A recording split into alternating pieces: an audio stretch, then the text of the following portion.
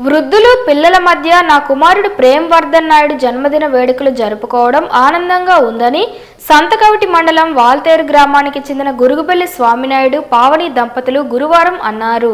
శ్రీకాకుళం నగరం స్థానిక ఆర్&బి guest house ప్రాంగణానికి ఆనుకొని ఇండియన్ రెడ్ క్రాస్ సొసైటీ జిల్లా శాఖ ఆధ్వర్యంలో నడపబడుతున్న శాంత కళ్యాణ్ అనురాగ నిలయంలో ఉన్న చిన్నారులకు, సివి నాగజ్యోతి ఆనంద నిలయంలో ఉన్న వృద్ధులకు అన్నప్రసాద వితరణతో పాటు తినుబండారాలు, పిల్లలకు పుస్తకాలు, పెన్నులు మొదలగు సామాగ్రిని అందించారు.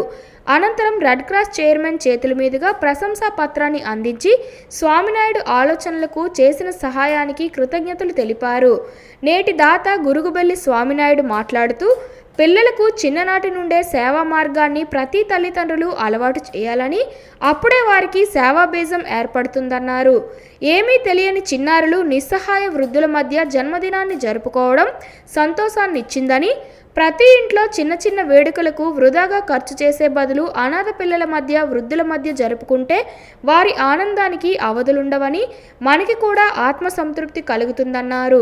ఈ కార్యక్రమంలో నేటి దాతలు గురుగుబెల్లి స్వామినాయుడు, పావని కుటుంబ సభ్యులు సీపాన నారాయణరావు, పొన్నాడ సుని, అనురాగ నిలయ నిర్వాహకులు దుర్గా శ్రీనివాసరావు, లలిత, ఆశ, సాయి సుధాకర్, వృద్ధులు, పిల్లలు తదితరులు పాల్గొన్నారు.